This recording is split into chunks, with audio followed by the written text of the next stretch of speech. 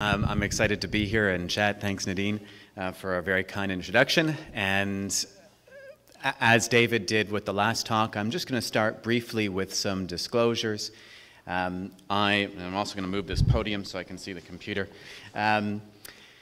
Most of my disclosures are non-commercial interests, getting folks like you who ask me to come and chat, hospitals, health departments, etc. The only two commercial interests I have are my office and my book.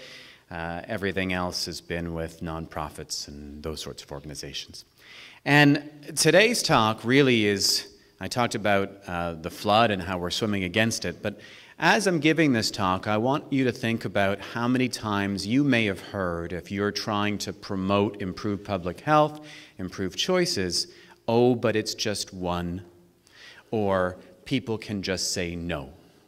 Those are the two thoughts I want you to have while we're going through quite a lot of examples, and I'm hoping that by the end you will agree that it is not just one, and you probably can't just say no. And so this analogy of a flood, we have a flood of obesity, we have a flood of chronic non-communicable diet-related diseases. I stole from a guy named Dr. David Katz. He works in Yale's prevention unit. And this is a flood that is quite clearly visible. This is actually from Hurricane Katrina. The floodwaters actually reached 12 miles, 19 kilometers inland after this flood. There was no mistaking what was going on.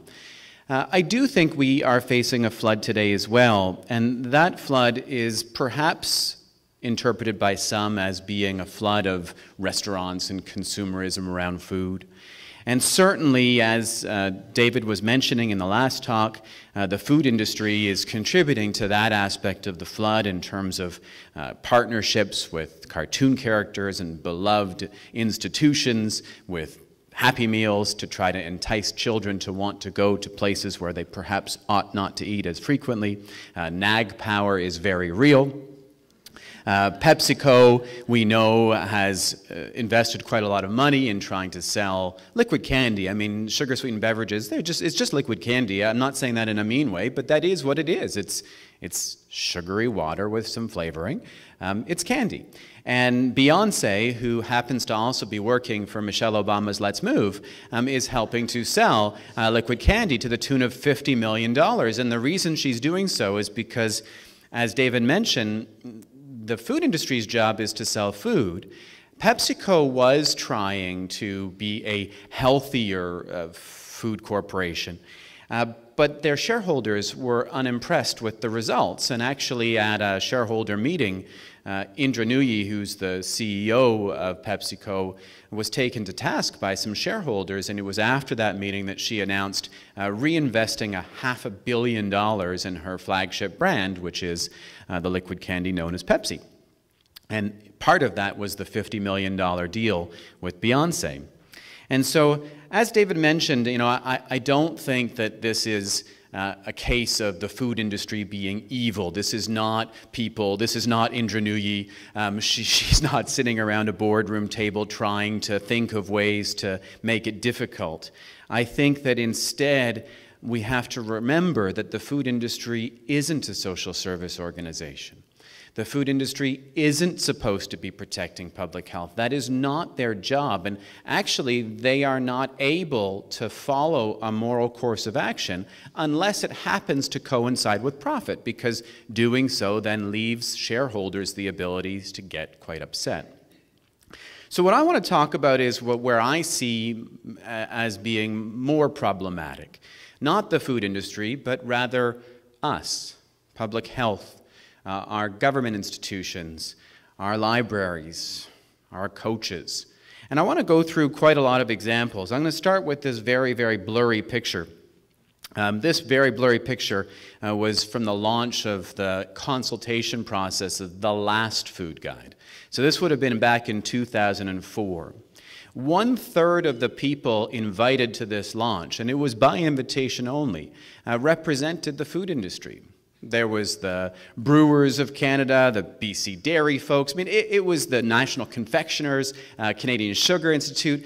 There were representatives from all sorts of industry folks at this food guide consultative process launch. which is an odd thing for a food guide consultative process. But it wasn't just this one meeting. It was actually virtually every level of consultation directly involved the food industry, even to the point of giving them, in a sense, votes at a table where the 12-member advisory panel, the food guide advisory panel, included 3 members explicitly serving industry. One was the nutrition manager for the BC Dairy Foundation, whose mandate, whose mission statement was to increase milk consumption in Canada. Another was from the National Oilseed Growers of Canada. He represented at the time 85,000 oilseed growers. And then the last one was Food and Consumer Products of Canada, one of their vice presidents. They represented the interests of people like PepsiCo and Frito-Lay. And, you know, I do think it is important potentially for the government to listen to the concerns of industry, because government's job, of course, in part, is to listen to the concerns of industry. But whether we should be giving people votes or not, I'm not so sure. And the question is, does this have an influence on things? You know, does it change what we see as guidance? And so I did find it surprising that the food guide says that chocolate milk and pudding are examples of dairy products you could be adding to your day. The food industry very much likes dairy. I think that whether it was consequent to the involvement of that BC Dairy Foundation nutrition manager or not, it was a big coup for the milk industry in Canada to have a food guide that explicitly tells each and every Canadian to drink at least 2 glasses of milk each and every day. That's liquid milk. Now, as a man who's now almost 45 years old, I'm supposed to have 2 servings of dairy a day. I guess I can't have cheese because I have to drink my 2 glasses of milk. All this to say, it is a very explicit recommendation. And it's an odd one in a country where we struggle with weight. So the majority of our population has weight that on paper might be beneficial from a health perspective to lose.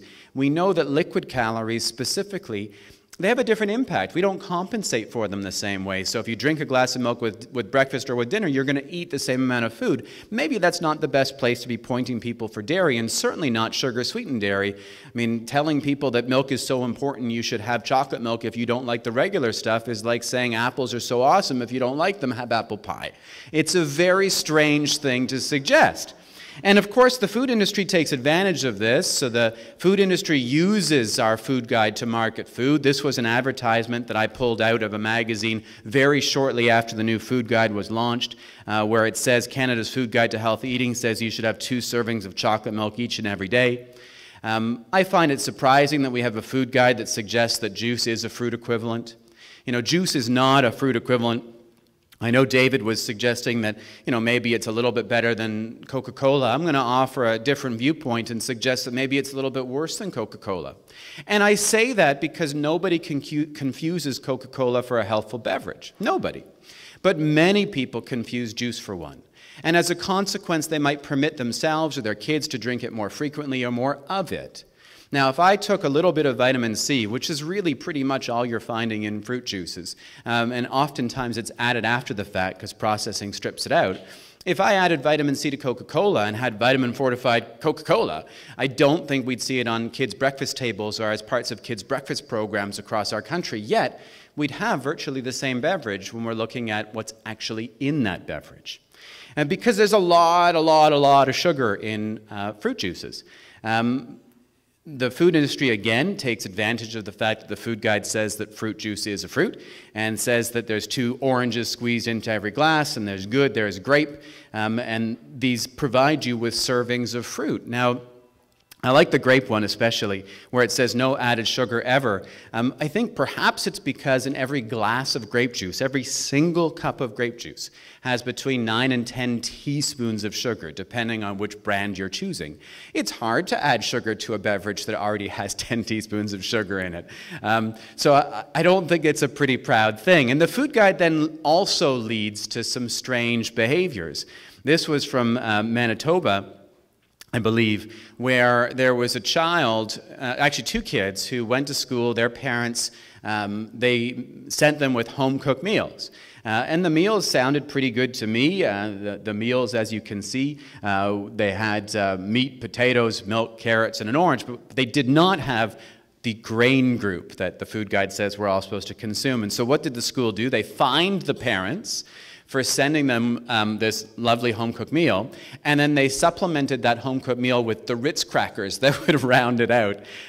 So we do see really strange policies being enacted as a consequence in part of this document that is telling people you must eat this food on a regular basis. Having these minimums, again, is an interesting thing in a country that I don't think struggles with eating too little. The food industry is still invited to places. The Healthy Kids panel was an Ontario-based initiative that I think led to the creation of the Healthy Kids Community Challenge in the first place. I could be wrong. No, I'm not wrong. Good. I went to testify at this particular panel, and sitting at the panel was, again, a representative from the food industry. This was a small group of people who were tasked with making recommendations for the province of Ontario. I thought it was strange that the food industry representative would be tasked with making public health recommendations, because ultimately, again, their job, and it's not a mean-spirited statement, is to protect their industry interests. That is literally their job. And so when challenged by me on this point, this particular representative, they said they were there as a citizen, not as a VP of the FCPC. I do find that a little challenging, and I also found it telling that when I gave my talk there, and it was a testimony that was about 20 minutes long, the only person scribbling notes furiously was the representative from the food industry. She said that's just her way of dealing with talks, and maybe that's true, but I did find it an interesting thing to see. And we've got food policies here in Ontario that are questionable. That Pizza can create a piece of pizza to sell to kids that meets the criteria of our school food policy, I find problematic. I find it problematic because the idea that teaching kids that every single week warrants fast food pizza, that's a concern to me, regardless of what's in that fast food pizza. What we're doing is teaching kids that it's absolutely normal to have fast food on a weekly basis because it's Tuesday or because it's Thursday. It's pizza day. And working with families where weight is a concern, and working just in general, looking at my friends in life. I mean, pizza days weekly is a very common thing. I'm not sure that we should be encouraging the regular consumption of fast food, and no doubt once these kids are out of school, even if you want to cling to the belief that this is somehow healthful fast food pizza because it meets some bare criteria, I don't think they'll be able to get that when they order it from Pizza once they leave school, because they don't sell that pizza except to schools. And then we've got this whole idea of we can sell baked potato chips rather than fried potato chips because they meet the criteria, again, for schools. And I'm not sure what's in the vending machines here. Oftentimes before these talks, I go and I look and I see what I can make fun of. But today I didn't do that. All this to say that the potato chips are virtually the same. I mean, it's 120 calories versus 160. It's 135 grams of sodium versus 170 grams of sodium. But again, now we've got a product that is being sold, in a sense, as being healthful. And there's plenty of work that has been done on the health halo effect of suggesting foods that are slightly less awful for you are, in fact, healthful. People eat more of them. And the work is done by Brian Wansink, and David's talk where he was talking about cafeteria reform, that was also done by Brian Wansink. It's worth reading. But all this to say that I don't think we do anybody any favors by suggesting to them that these baked chips are somehow now healthful chips. And, fundraising is something that we are doing, unfortunately, with fast food on a very regular basis as well. Pizza especially seems to be a very favorite form of fundraising for schools. We've got this from Boston Pizza, and here's from Domino's Pizza. We have McTeacher nights where people and school administrators and teachers and sometimes politicians will get involved in selling fast food to raise a few bucks for schools. We've got, I'm just going to move this a little bit closer over here. We've got McHappy Meals, and this is a picture of the teacher nights where you can see very trusted individuals focused on providing fast food to very happy kids. But it's also teaching kids that this is a very appropriate thing to do if you need to raise some money or just in general as part of life. In Ottawa, where I live, I was at a checkout aisle at a local grocer, and I was asked with my then roughly 4-year-old if I wanted to buy a cookie for CHEO. CHEO is the children's hospital in Ottawa, where I'm from. And $1 for that, 5 cents worth of sugar and flour was going to go back to CHEO. And had they said, would you like to donate $1 to CHEO, you can scan here, I might have said yes. But no, I don't think that CHEO should be lending its name to selling cookies. And you think, okay, maybe it's just a local initiative, but to use logos like this, Children's Hospital's logo, this is one where BC's Children's Hospital was actually selling chocolate bars to raise money for its hospital. You have to get permission. You can't just slap logos on national campaigns or citywide campaigns. And there are some national campaigns too, Slices for Smiles. I'm not sure if that occurs here. It probably does. Slices for Smiles is supposed to raise money for children's hospitals again. And it's difficult sometimes for people to wrap their heads around the fact that this is not raising an awful lot of money necessarily for these hospitals. And so using the numbers provided by the actual campaign, where the campaign says that over the past 7 years they raised about $1 million. There's 12 hospitals that are supported by the campaign. If you divide that by the 12 hospitals, you end up to about $11,900 per hospital per year, $32 a day. It's, for some big hospitals, a few seconds worth of their operating expenses for the year, or for the day. A few seconds worth of operating expenses probably isn't worth the sale again of fast food and normalizing and permitting its consumption. In Calgary, and this is a picture from their campaign, but this is again a national one, there's the Tim Hortons Smile Cookie campaign. We've got sick kids selling towers of onion rings to try to raise money for their new foundation and their new tower. The Juvenile Diabetes Research Foundation selling chocolate bars is a bit ironic, of course, but yet this is something that happens on a regular basis. We've got the BC Cancer Foundation selling a whole pile of different junk food. This was at the University Health Network hospitals in Toronto, where staff were given chocolate bars if they got vaccinated. We've got poutine at the welcome reception of a medical conference. And this is just down the street from us over here, right? So this, I believe, I wonder, does anybody know if this still exists? So this is the London Children's Museum. It still exists. Good. I'm going to go there after this talk, get a better picture. That we've got a pretend McDonald's within our children's museum is mind-boggling to me, and yet there it is. We go to this is the Science Center in Toronto, where they had this exhibit on gaming, and they offered at the time a gamer grub combo, where you could get a massive, more than half-liter bottle of pop, a small bag of chips, and a candy bar for $6.49. Fort York, I love this ad. I pulled this out of the Globe and Mail. During the War of 1812, young kids entered Fort York full of courage, strength, and pride. This weekend, they'll leave full of cookies, cake, and candy. This is a constant thing. I mean, we reward and pacify and entertain our kids with candy and sugar at every turn, and it's a problem.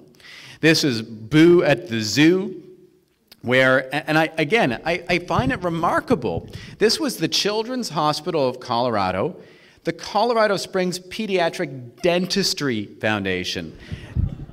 And apparently for them, Halloween, one night of Halloween, which I approve of, by the way. I think it's a lot of fun, and my kids go out. I certainly don't stop them, but why they need another 6 nights of Halloween and handing out 9,000 pounds of candy at trick-or-treat stations at a zoo. Kids like going to zoos. They don't need to have an incentivized, zoo experience with candy too. I think you incentivize it with the giraffe and not with the candy, but yet this is real. We see this in schools too. So this was from a Catholic private school. Again, someone's good intentions. This is not anybody trying to do wrong by the kids in their class. But this was a kindergarten class that was given a jelly bean prayer, where they were given jelly beans of different colors to represent a religious concern for that particular school. This was amazing. Our kindergarten class has met another math goal. The reward that the class voted on was being able to bring in their own unhealthy snack from home. It's constant. Here's the 100 days of school. Does anybody, I guess it's real now, 100 days of school. It wasn't real when I was in school, but apparently we now celebrate, we made it to 100 days. And what do we celebrate with is candy. You know, if you Google 100 days of school celebrations, the majority of what you're going to find is stuff like this, where you make collages of junk food to give to the kids. There are some enlightened schools that are doing non-candy initiatives, and good on them. But this is a constant battle. The food industry has jumped into on literacy. It's a new foundation for the food industry in trying to co-opt people. And this is the Read Your Heart Out program, where teachers are given coupons to give kids who read books to get a personal pizza at, I think this was Pizza Hut. Again, I think that kids reading is a good incentive. Books are fun to read. Why they need to eat pizza because they read a book, I'm not sure. And this is growing, of course. This is the Boston Pizza Partners in Reading program. This is a Canadian program trying to get kids to read for pizza. My kid was given this. They were going to see Frozen at 9:30 in the morning at a local cinema.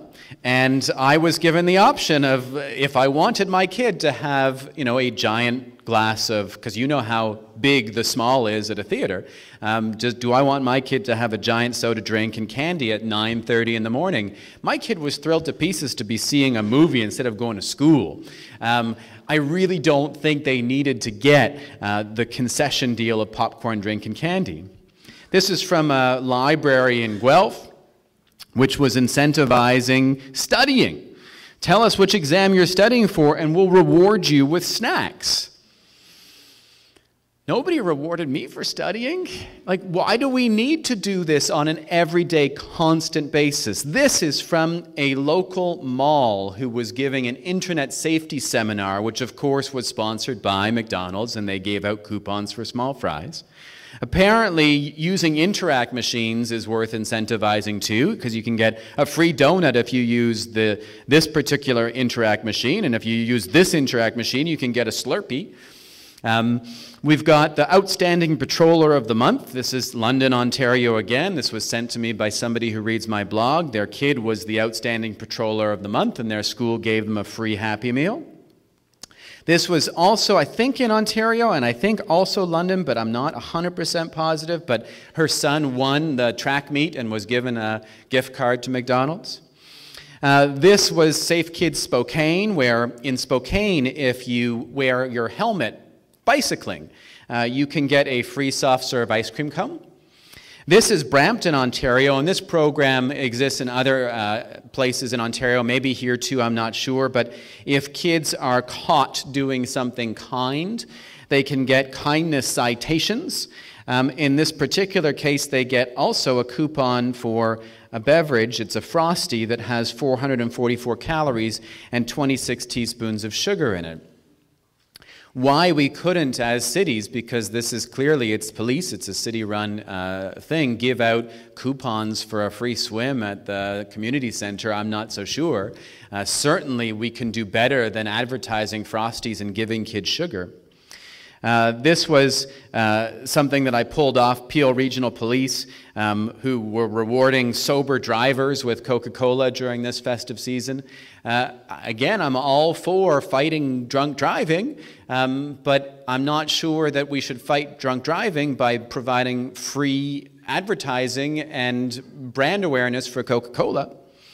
And then, of course, we've got the allowances of what our government allows the manufacturers of products to put on the front of their packages. I don't think anybody here would think that Fruit Loops was a health food, but I bet you there are absolutely people who walk through the aisle and see statements about fiber and vitamin D and think to themselves, perhaps it's not as bad as I thought. It gives people some tacit permission for sure. And front of package labeling is something this country needs to do a lot of change towards over time, and I think we will. But this is a very ripe area. There's another speaker who's going to be speaking tonight, Dan Flanders, who took this picture for me. I believe it was Dan who sent it to me. This was from the North York General Hospital, where they were providing a 2-for-1, buy any 2 slices and get a movie free in the hospital. I do question whether or not this is the sort of food we should be selling on a regular basis in the hospital, but it's also the food we provide to kids in hospital. This is a kid's meal at a children's hospital where they got pizza and they got, I don't know, I think maybe they're tater tots. I'm not, or something like tater tots. Certainly nothing particularly nutritious looking. This is not a food, these are not foods that heal, that's for sure.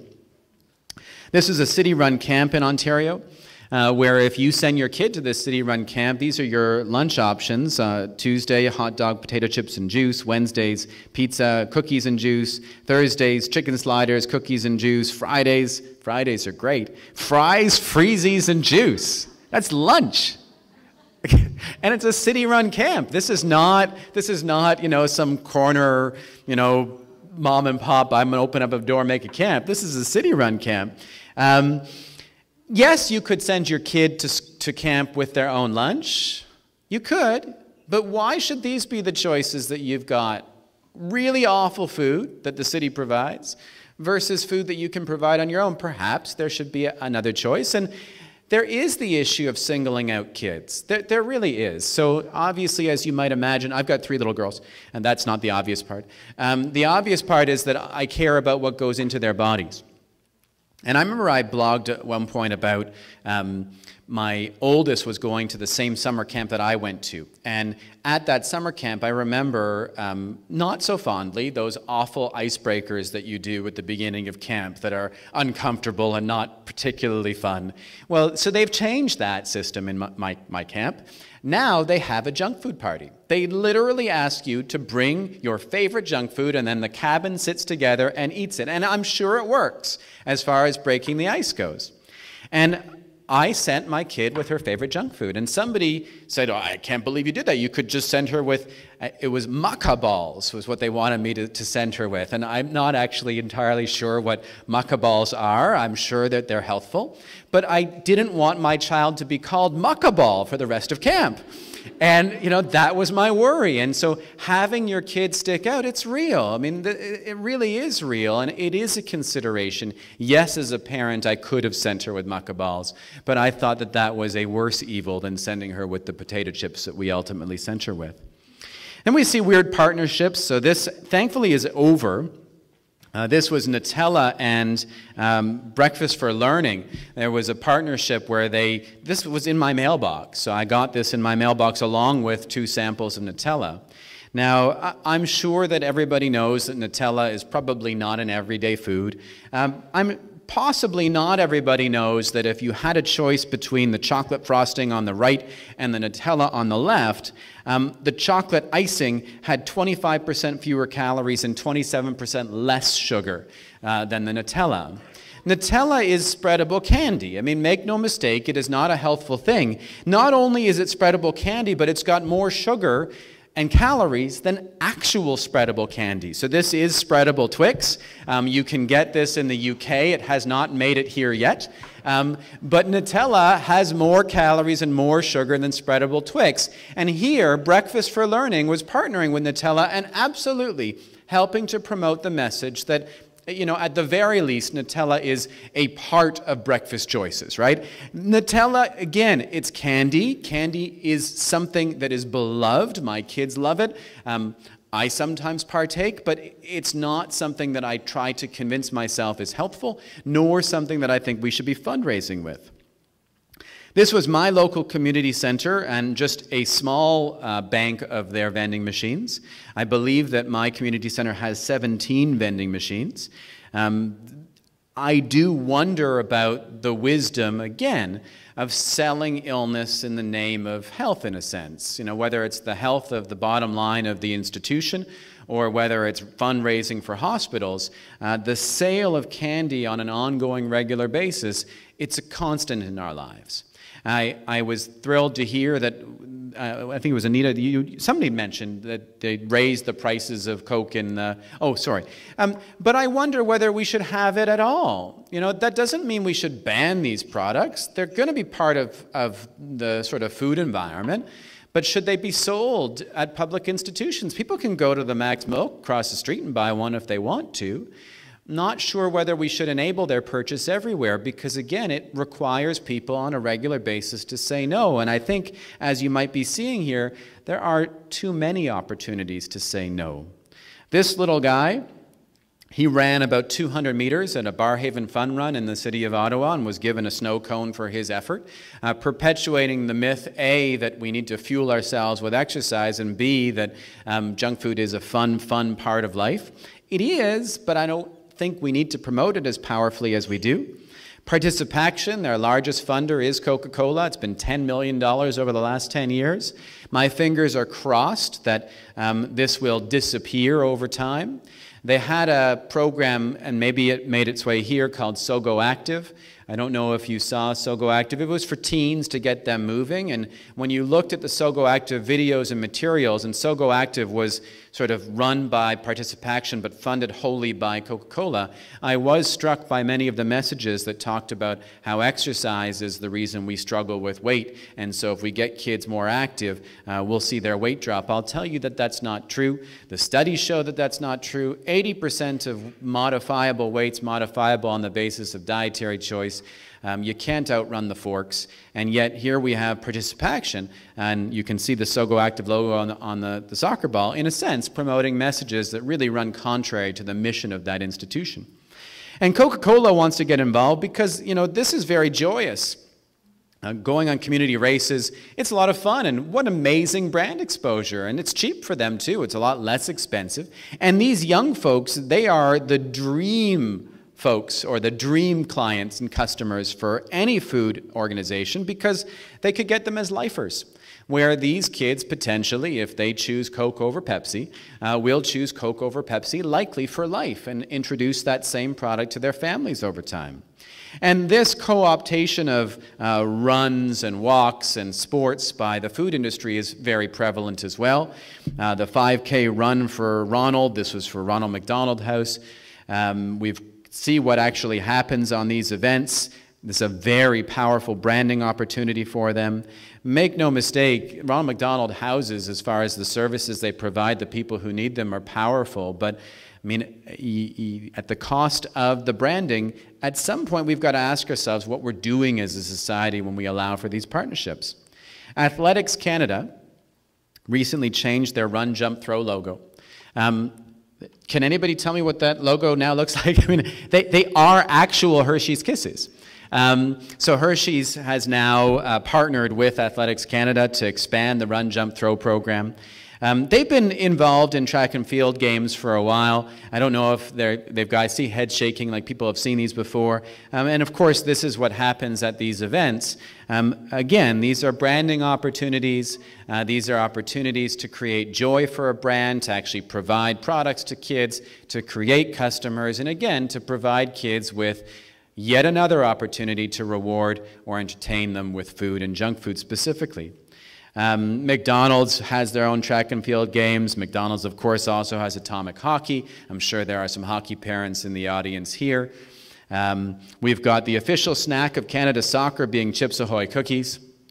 And of course, there's Timbits. I mean, this is Canada after all. We've got to have Timbits. There's Timbits minor hockey. There's Timbits soccer. There's Timbits ringette. There's Timbits curling, Timbits football, Timbits volleyball, Timbits beach volleyball, Timbits softball. This is Timbits lacrosse. And of course, Timbits has recently launched their program. You sew a patch onto your kid's shoulder, and it says, "I just played, I'm thirsty." And in the summertime, they'll get a lemonade, a sugar-sweetened lemonade. And in the wintertime, they get a hot chocolate. Of course, they probably get other things, because before Tim Hortons, and everybody has jumped on the bandwagon of just trying to help with health and sport and getting kids moving, this was a more accurate ad of what Timbits time was all about. Timbits time is about Timbits. It's about branding, and it's about creating customers.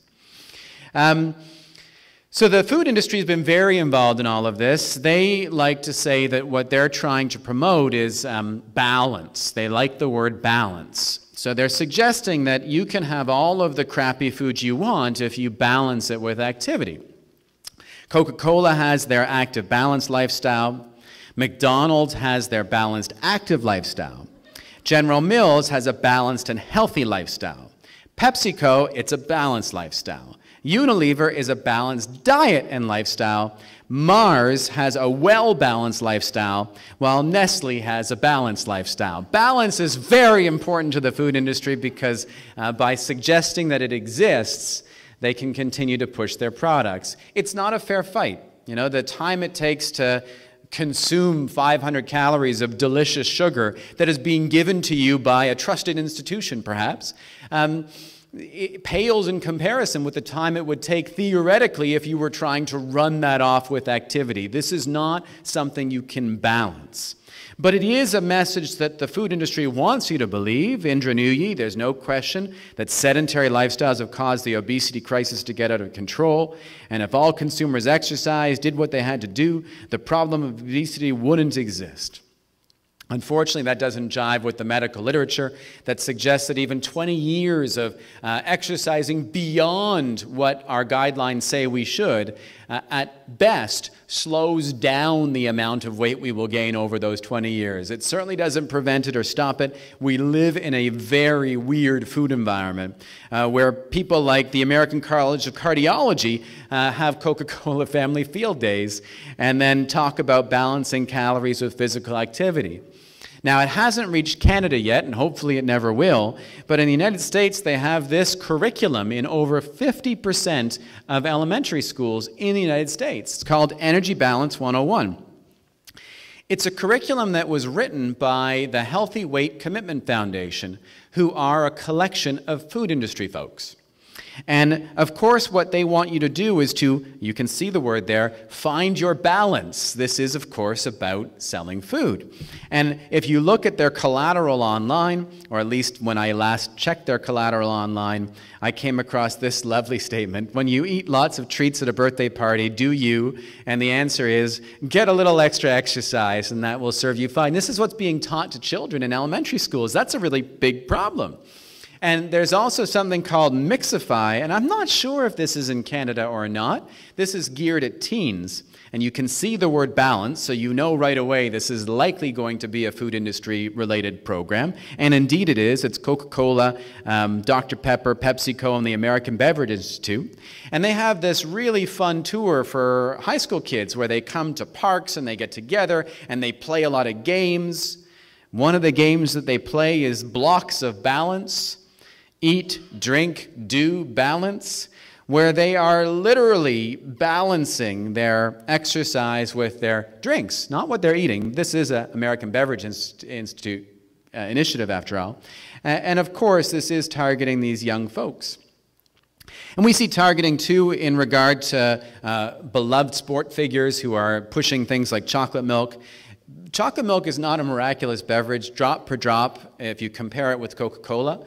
From a calorie perspective, it usually has more, and from a sugar perspective, it has more calories. In some cases, it can be double that of Coca-Cola. Sugar, it's often 20% more than Coca-Cola. You've got to check, because different brands will have different amounts. But all this to say, again, it's that apple pie issue. Milk is not that magical that we need to ensure kids drink it by giving them chocolate milk. There's lots of ways to get dairy. Milk and dairy in general, it's a protein source with calcium. That's great. There's plenty of other sources of protein. There's also plenty of other sources of calcium. But I do think we push it way too hard, and in part it's because of the way the food industry is allowed to advertise. But it's not just the food industry. As you've heard, if your kid so much as bends a blade of grass on a sports field, someone will run at them with a ice cream sandwich or a popsicle. We've got the NFL and the American Heart Association teamed up with NFL Play 60. NFL Play 60 was specifically, quote, designed to tackle childhood obesity. I'm not sure how pushing chocolate milk tackles childhood obesity, but apparently it does. And these little guys who have massive glasses of chocolate milk, who really don't look like they've exercised a whole lot, really, this is the point of NFL's Gear Up to Play 60. It's to sell chocolate milk. It's an American Dairy Association program. It's unfortunate, and we see it constantly. This is the American Youth Soccer Organization, and Nesquik has just partnered up. And we know it has an impact. Looking at Australia, and there's no reason to think it's any different anywhere else. This is a global problem. It's estimated that kids who are doing sponsored sports see 4 hours a week of brand exposure. 4 hours a week. That's a lot more than a 30-second commercial on television. 4 hours is a lot. Our kids are running billboards in many cases for these products. And we know that plenty of studies have proven that brand exposure is important. It confers an emotional attachment. It makes kids think that the product is better than it is. And so ultimately, I think we have a very, very unlevel playing field right now. You know, we've created this food environment, and it's not by anybody's decision. It's not one person who decided we're going to change things. It's been this slow erosion of, I think, in a sense, common sense around food. You know, the fact that junk food is used to reward, pacify, and entertain our kids at every turn is not difficult to understand. It works. It works. You know, it does make kids happy. It does entertain them. It does reward them. And we're all busy, and life is tough, and money is tight, and we can use this product, and we know it's going to work, whereas doing things differently involves a lot more creativity, in many cases more effort. But I think our kids are worth it. I don't think it's just one. You know, this is a constant battle. You know, my 3 kids are constantly being offered food by people other than my wife and I. You know, at times it's explicable. You know, there's a particular holiday that has a particular, you know, thing attached to it. That's fine. But the fact that it's Thursday, I don't think we need to be giving them junk food. My oldest daughter, when she was 8, joined a reading club, and she came home talking about the bowl of Twizzlers, not the book. That's a problem. And, you know, and we can't just say no. You know, I'm not with my kids all the time. And even if I were with my kids all the time, as I was mentioning, we only have so many no's as parents. You know, we use them up. It's not useful. That word is an important word in a parent's vocabulary, but if it is a constantly used word, it doesn't have the same impact for the kids. And then there's the question of what we might be doing to their relationship with food if we are constantly required to be these sort of nutrition ogres looming in the background. And studies on restrictive parenting and authoritative parenting styles in regard to food, and specifically junk food, and more specifically kids who struggle with weight, they backfire. And we know that the kids who are growing up in families with a much more restrictive food environment and authoritative food environment, they struggle more with dietary disinhibition when they get old and get faced with not particularly healthful choices.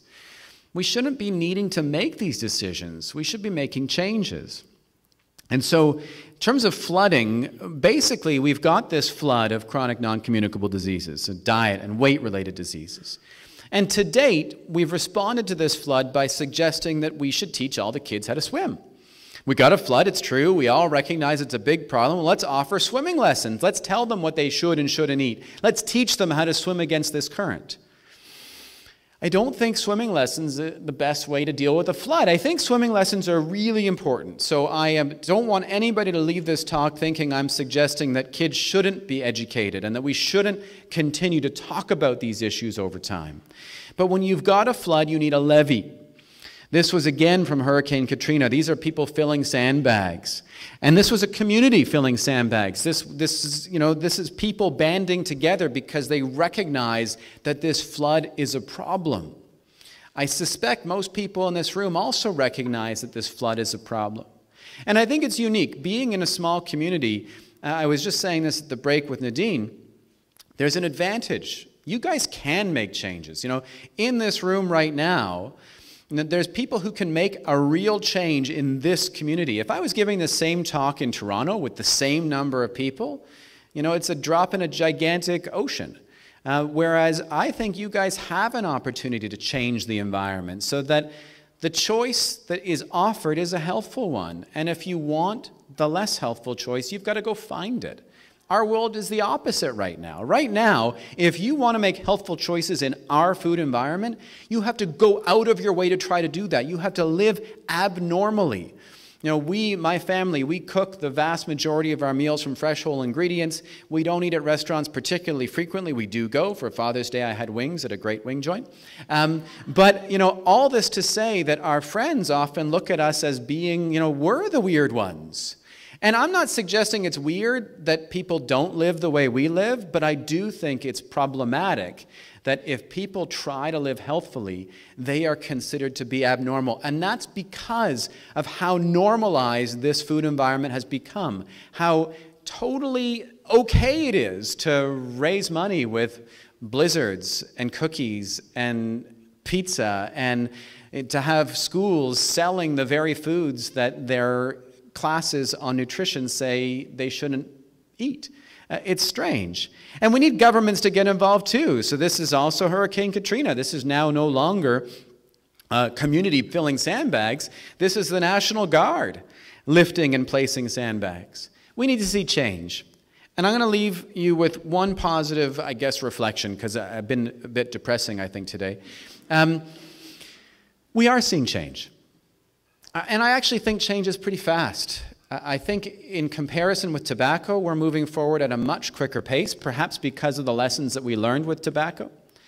But sometimes we get stuck in our heads. I think we get stuck. We live short lives, all of us. I mean, it's unfortunate, but it's true.